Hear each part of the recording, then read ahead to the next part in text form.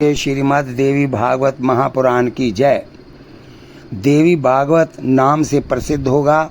यहाँ पर हमने कथा छोड़ी थी, अब आगे चलते हैं। व्यास जी कहते हैं, ब्रह्मा जी भगवान विष्णु के नाभि कमल पर विराजमान थे, वहीं उन्होंने इस आदि श्लोक को याद कर लिया। तत्पश्चात अपने अमित बुद्धिशाली पुत्र नारद जी को इनकी शिक्षा दी। नारद जी ने उसे मुझे पढ़ाया, फिर मैंने 12 स्कंदों में विशद रूप से इनकी व्याख्या की। महाभाग उसी वेद तुल्य पुराण का तुम अध्ययन करो। सर्ग उपसर्ग आदि पांचों लक्षणों से परिपूर्ण वह पुराण भागवती जगदम्बिका की उत्तम कथाओं से सुशोभित है।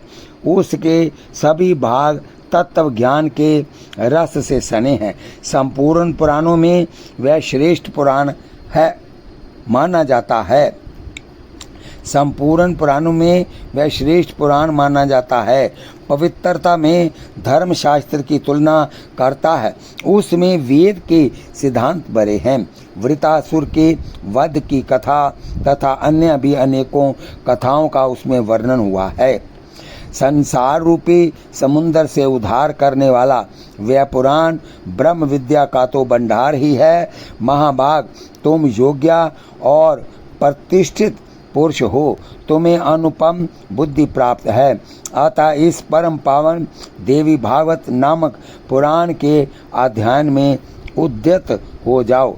इसमें 18,000 श्लोक हैं।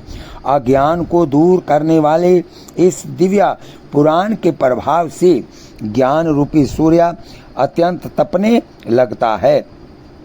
ये प्रशंसनीय कल्याणकारी पुराण श्रोताओं और वक्ताओं को सुखी बनाता, शांति प्रदान करता, दीर्घजीवी तथा पुत्र एवं पौत्र से संपन्न करता है। ये धर्मात्मा सूत मेरे शिष्य हैं। इस मंगलमय पवित्र पुराण का तुम्हारे साथ ही ये भी अध्ययन करेंगे। सूत जी कहते हैं, इस प्रकार कहकर व्यास जी ने अपने पुत्र शुकदेव जी को तथा मुझको देवी भागवत का उपदेश दिया। उन्होंने जो इसकी विस्तृत व्याख्या की, उसके सभी विषय मैंने याद कर लिए। व्यास जी के पावन आश्रम पर रहकर मैंने देवी भागवत का अध्ययन किया। तब भी अन्य लोगों की भांति शुकदेव जी के हृदय में शांति नहीं आई। वह एकांत में रहने लगे। उनके मन की व्याकुलता दूर न हो सकी। जान पड़ता था मानो उन्हें कुछ भूल गया हो। उनकी ना भोजन में विशेष रुचि होती, ना उपवास में ही। इस प्रकार शुकदेव जी को चिंतित देखकर व्यास जी ने उनसे पूछा, पुत्र तुम निरंतर क्यों इतने चिंतित रहते हो? मानंद तुम्हारे मन में क्यों इतनी व्याकुलता आ गई? जिस प्रकार निर्धन मनुष्य ऋण से दबकर सदा उसी की चिंता में व्यग्र रहता है, तुम्हारी भी ठीक वही दशा हो रही है। पुत्र मैं तुम्हारा पिता वर्तमान हूँ, फिर तुम्हें कौन सी चिंता सवार हो गई? पुत्र यदि मेरे कहने से तुम्हारे मन को शांति न मिले तो तुम जनक जी जिसके रक्षक हैं उस मिथिलापुरी में चले जाओ। वहाँ राजा जनक प्रसिद्ध धर्मात्मा जीवन मुक्त एवं बड़े सत्यवादी हैं। महाभाग वह तुम्हारे अज्ञान दूर कर देंगे। पुत्र तुम उन नरेश के पास जाकर अपनी शंका का निराकरण कर लो। साथ ही वर्णाश्रम संबंधी धर्मों के रहस्य को भी उनसे समझ लेना। वह राजऋषि जनक की जीवन मुक्त ब्रह्म ज्ञानी परम पवित्र सत्यवादी सदा शांत रहने वाले योग के अभ्यासी और योग में निरंतर प्रीति रखने वाले हैं। सूत जी कहते हैं, व्यास जी अनुपम तेजस्वी पुरुष हैं। उनका उक्त कथन सुनकर परम तेजस्वी शुकदेव जी उनसे कहने लगे, धर्मात्मन ये बात तो मेरे मन में बिल्कुल दम्भ सी प्रतीत हो रही है कि राजा जनक प्रसन्नता पूर्वक राज्य करते हुए भी जीवन मुक्त हैं। पिताजी, भला जो राज्य करता है वह कैसे विदेह हुआ? मेरे मन में ये बड़ी शंका उत्पन्न हो गई है। अतः अब मैं उन महाराज को देखना चाहता हूँ कि जल में रहकर भी कमल पत्र की भांति उससे अछूता रहने वाले वे जगत में कैसे रहते हैं। पिताजी, जिसे भोग लिया गया है वह अभुक्त रह जाए और जिसे कर लिया है वह अकृत रह जाए, ये कैसे हो सकता है? इंद्रियों का व्यवहार कैसे दूर हो सकता है? माता पुत्र स्त्री और उल्टा इसमें भेद एवं अभेद क्यों न किया जाए? और यदि किया गया तो फिर मुक्तता कहाँ रही? यही कंडुआ, नमकीन, तिक्त, कषाय और मीठा आदि रसों को जीव जानती है और मनुष्य के द्वारा उत्तम उत्तम पदार्थ भोगे जा रहे हैं। सर्दी गर्मी सुख दुख को भी वह भली भांति समझता है। तो पिताजी, किस प्रकार वह जीवन मुक्त हुआ? मेरे संदेह का यही विषय है। शत्रु और मित्र का ज्ञान होने पर द्वेष एवं प्रेम होना सदा सिद्ध नियम है। राजा जनक व्यवहार में रहते हुए कैसे इस नियम को तोड़ सकते हैं? चोर और तपस्वी दोनों में उनकी समान बुद्धि कैसे रह सकती है? और यदि विषय बुद्धि है तो फिर मुक्तता कैसी? पिताजी, मैंने अभी तक किसी भी राजा को जीवन मुक्त नहीं देखा। फिर राजा जन्म गृहस्थ रहकर कैसे जीवन मुक्त हैं? यही महान शंका मेरे मन में हो रही है। साथ ही उनकी बात सुनकर उन्हें देखने के लिए मेरे मन में प्रबल इच्छा जाग उठी है। अतः अपना संदेह दूर करने के निमित्त मैं मिथिलापुरी जाता हूँ। सूत जी कहते हैं, इस प्रकार पिता व्यास जी से कहकर महामना सुखदेव जी उनके पैरों पर गिर पड़े।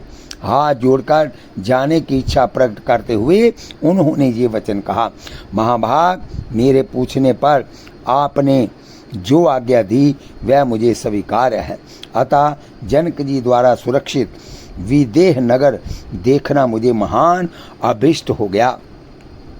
मुझे ये निश्चय करना है कि राजा जनक बिना दंड दिए कैसे राज्य का भार संभालते हैं, क्योंकि यदि शासन उठा दिया जाए तो प्रजा में धार्मिकता का आना असंभव है। धर्म की रक्षा होने में दंड ही कारण है। यह मनु आदि महर्षियों की सतत घोषणा है। पिताजी, फिर ये नियम कैसे लागू रह सकता है? यही मेरे मन को विशेष संदिग्ध कर रहा है। ये प्रसंग तो वैसा ही जान पड़ता है कि जैसे कोई कहे, मेरी ये माता वंदया है। महाभाग, आप एक महान तपस्वी हैं। मिथिला जाने के समय मैं अपना हार्दिक विचार आपके सामने उपस्थित कर देता हूँ। सूत जी कहते हैं, सुखदेव जी के मन में जाने की इच्छा उठ चुकी थी। अपने ऐसे परम ज्ञानी एवं दृढ़ वैरागी पुत्र को देखकर व्यास जी ने उन्हें हृदय से लगा लिया और वह कहने लगे। व्यास जी बोले, बेटा सुखदेव, तुम्हारा कल्याण हो, तुम बहुत दिनों तक जीवित रहो। पुत्र, तुम बड़े बुद्धिमान हो। मेरे सामने सच्ची प्रतिज्ञा करके आनंद पूर्वक जा रहे हो। वहाँ जाकर फिर मेरे उत्तम आश्रम पर अवश्य लौटाना। कहीं किसी प्रकार भी अन्यत्र मत जाना। तुम्हारे मुख कमल को देखकर मैं सुख से अपना जीवन व्यतीत करता हूँ। पुत्र, तुम्हारी आंखों से ओझल हो जाने पर तो मुझे दुख ही भोगना पड़ेगा, क्योंकि तुम ही मेरे प्राण हो। पुत्र, जनक जी के द्वारा अपना संदेह निवृत्त कराने के पश्चात तुरंत यहाँ आ जाना। तदंतर वेदाध्ययन में तत्पर होकर सुखपूर्वक मेरे पास रहना। सूत जी कहते हैं, व्यास जी के इस प्रकार कहने पर सुखदेव जी ने उनके चरणों में मस्तक झुकाया, प्रदक्षिणा की और उसी क्षण इतनी तीव्र गति से चल पड़े मानो धनुष से टूटा हुआ बाण हो।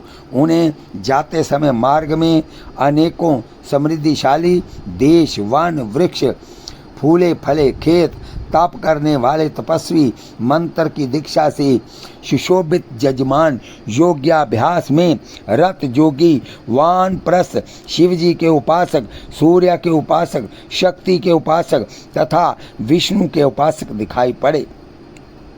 अनेक प्रकार के धर्म देखने में आए।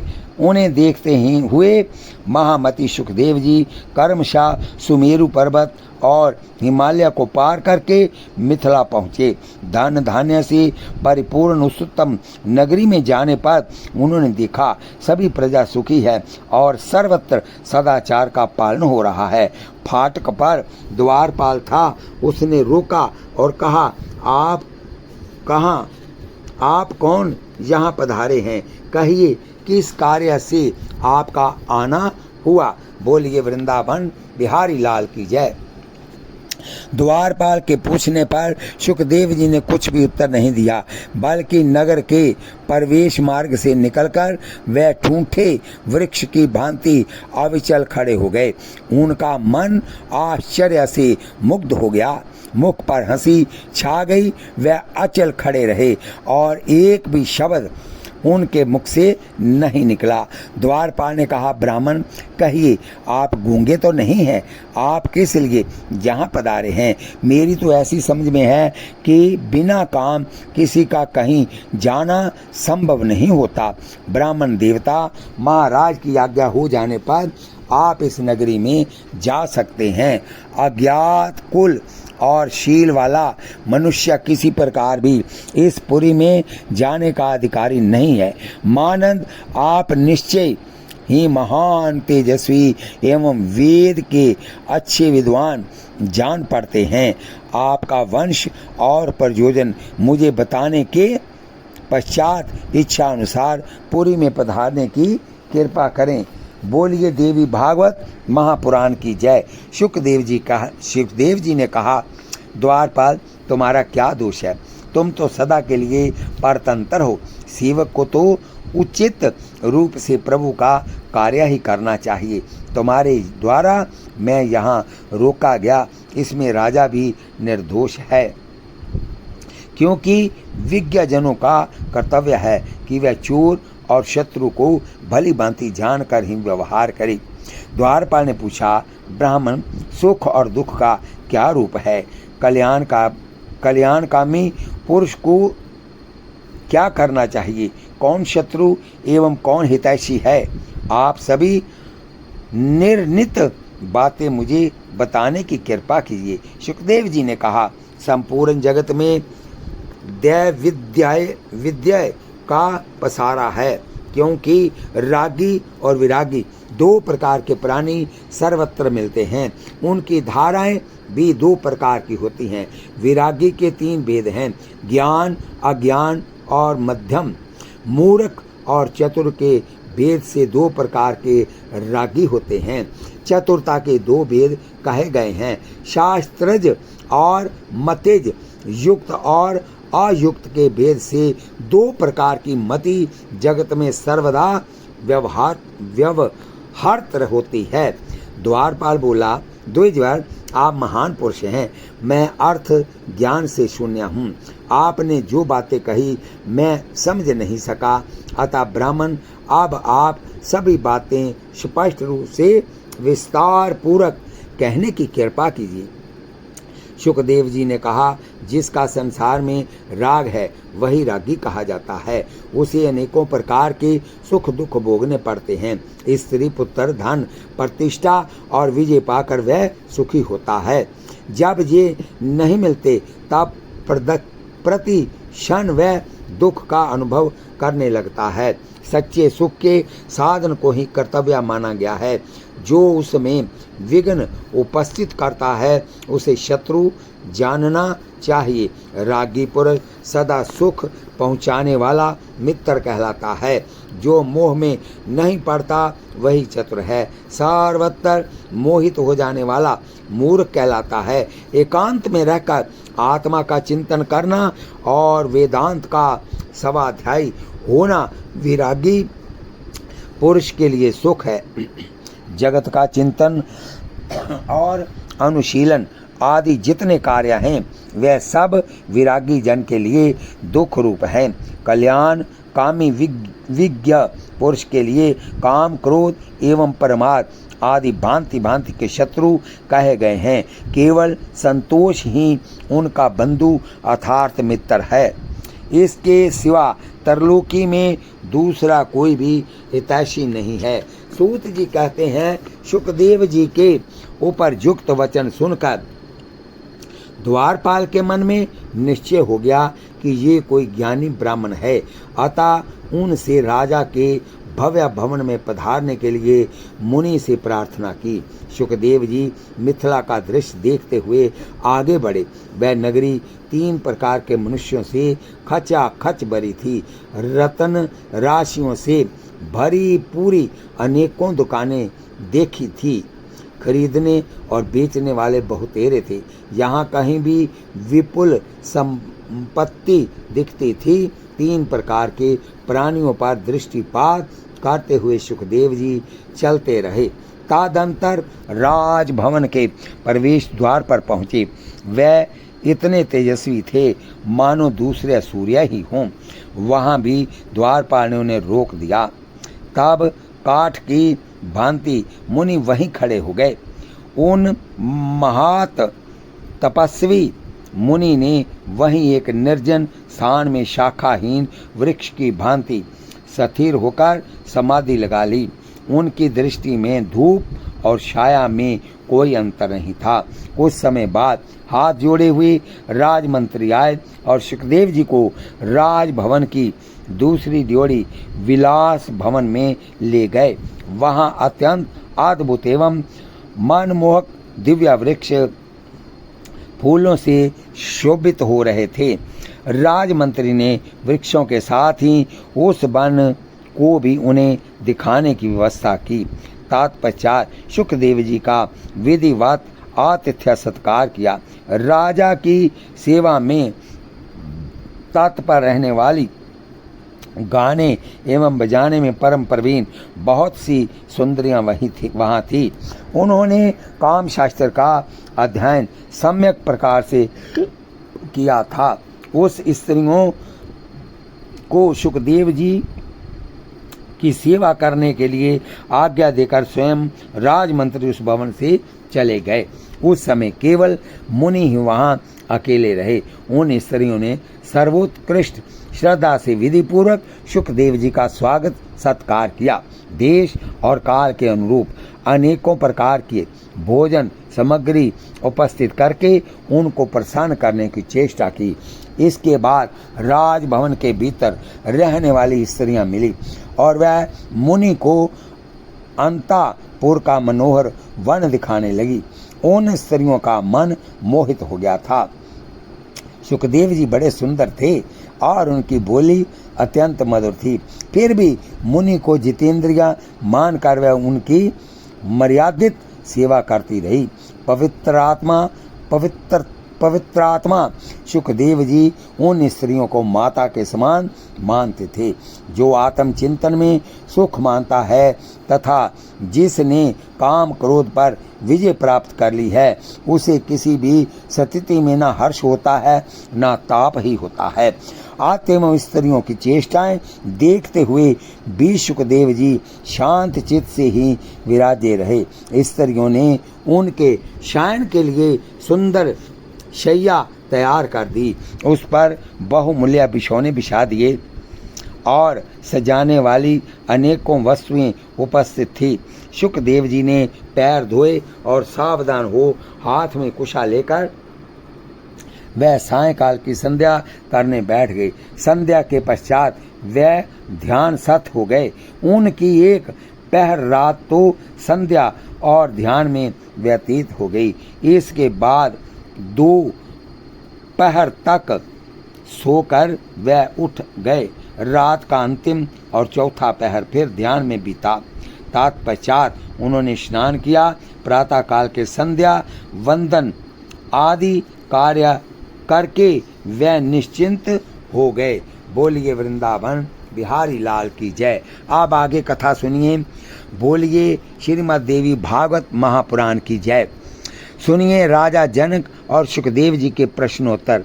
राजा जनक के उपदेश से सुखदेव जी की शंका का निवारण हुआ। व्यास जी के पास लौटने के बाद उनका विवाह, 4 पुत्र और 1 कन्या की उत्पत्ति, कन्या के विवाह और संतान का वर्णन, सुखदेव जी का गृह त्याग और व्यास जी का विषाद, श्री शंकर जी का अनुग्रह, व्यास जी को सुखदेव जी का प्रतिबिंब दर्शन। बोलिए श्री देवी भागवत महापुराण की जय। बोलिए बांके बिहारी लाल की जय। बोलिए सियावर रामचंद्र महाराज की जय। सुखदेव जी कहते हैं, तदंतर सुखदेव जी के सूत जी कहते हैं, तदंतर सुखदेव जी के आगमन का समाचार पाकर राजा जनक अपने मंत्रियों सहित गुरुपुत्र को आगे करके उनके पास गए। उन्हें उत्तम आसन पर बिठाया, बलि बांधी आप भक्त की कुशल मंगल पूछा, दूध देने वाली गौ सामने उपस्थित कर दी। सुखदेव जी ने महाराज जनक के किए हुए सत्कार को नियम अनुसार स्वीकार किया। राजा से भी उन्होंने कुशल पूछी और उनसे अपना शुभ समाचार कह सुनाया। कुशल प्रसन्न होने के पश्चात व्यास नंदन सुखदेव जी सुखदायी आसन पर बैठ गए। उनका चित्त शांत था।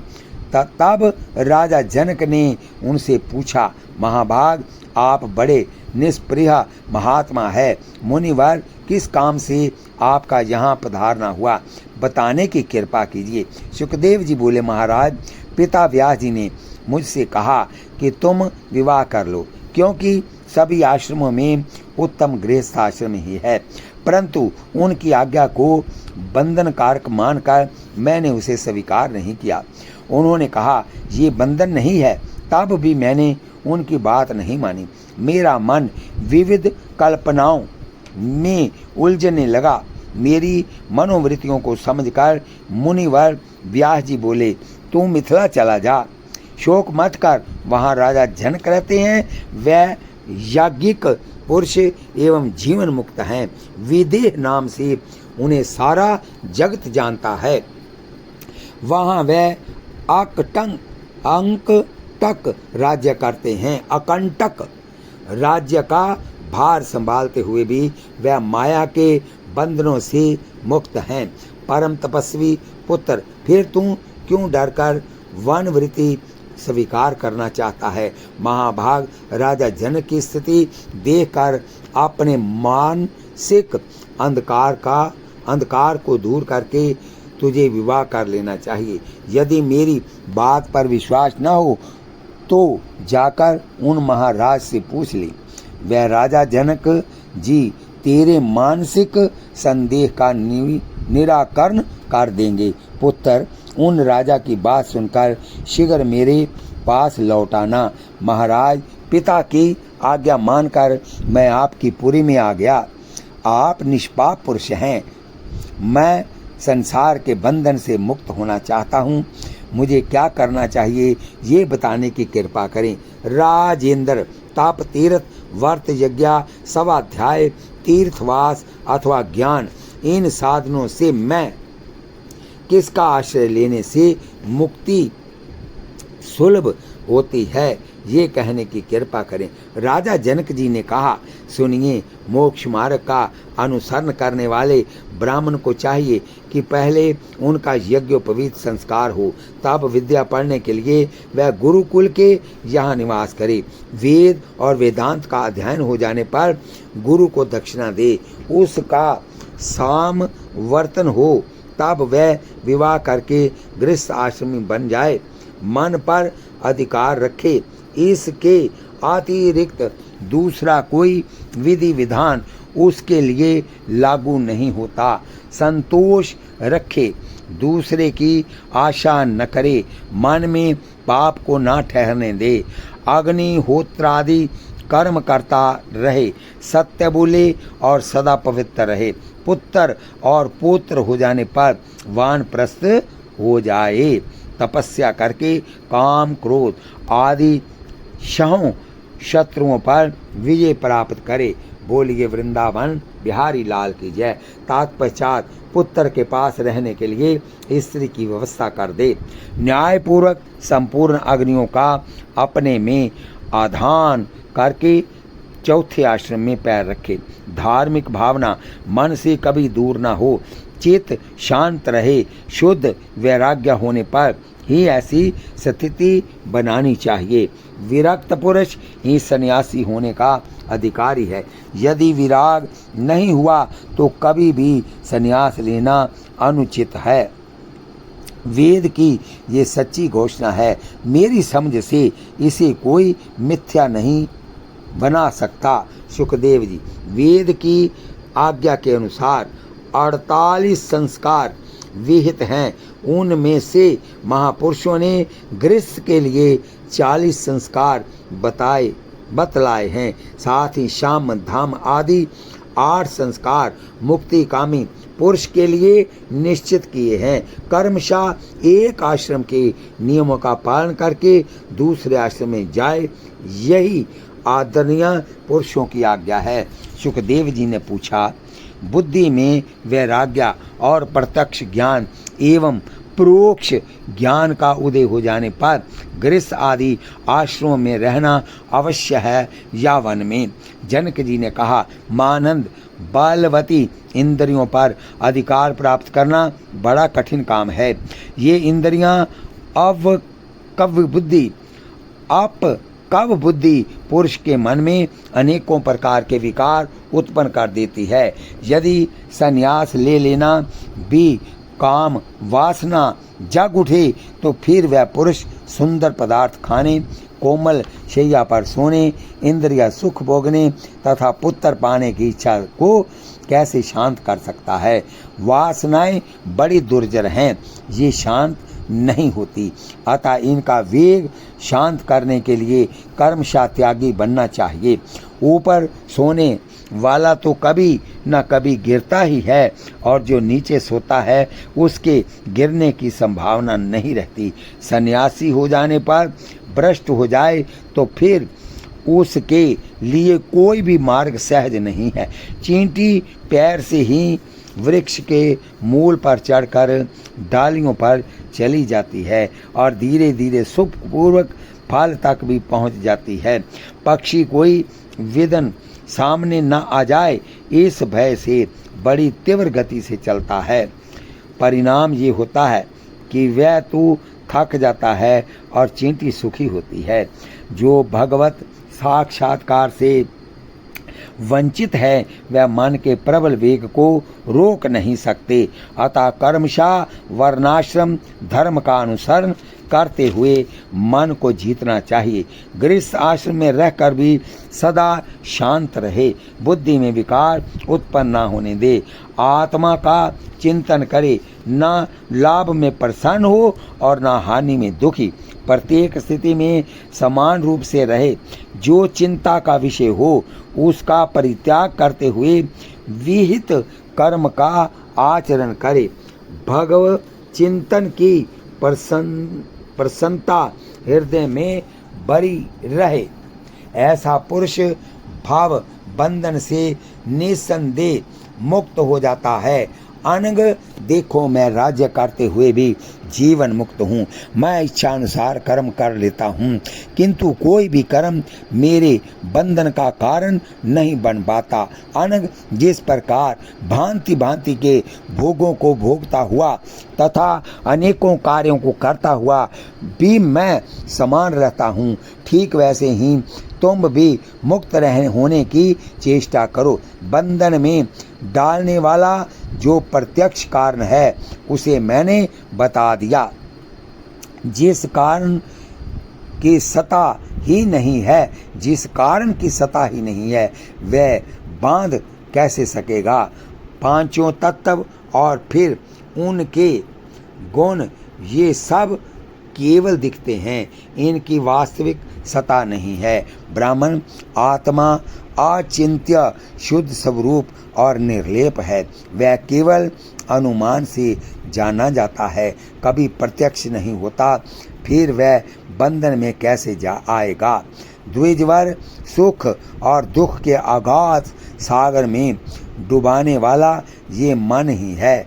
इसके शुद्ध हो जाने पर सभी इंद्रियों में विकार का अभाव हो जाता है। चाहे कोई संपूर्ण तीर्थों में बार बार जाए और गोता लगाए, परंतु जब तक मन में पवित्रता नहीं आती, तब तक उसका सब कुछ किया कराया व्यर्थ है। बोलिए वृंदावन बिहारी लाल की जय, बोलिए जुगल सरकार की जय।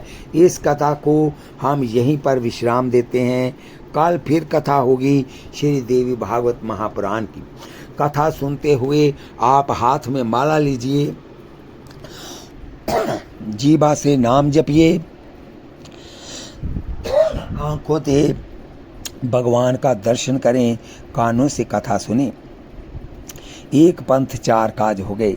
कथा को सुनते हुए आप आशीर्वाद के रूप में भाई को, माताएं बहनें भाई बंधु सभी इसको सब्सक्राइब लाइक शेयर करें। सब्सक्राइब और लाइक एक बार ही होता है, शेयर आप जितनी बार मर्जी करें। बोलिए वृंदावन बिहारी लाल की जय। शेयर की हुई कथा यहाँ तक जाएगी, जो लोग सुनेंगे उनका आधा फल आपको भी प्राप्त होगा। बोलिए वृंदावन बिहारी लाल की जय। और कमेंट बॉक्स में लिखिए कि आपको ये कथा कैसी लगती है सुनने में। बोलिए वृंदावन बिहारी लाल की जय। बोलिए श्री मद्भागवत देवी पुराण की जय।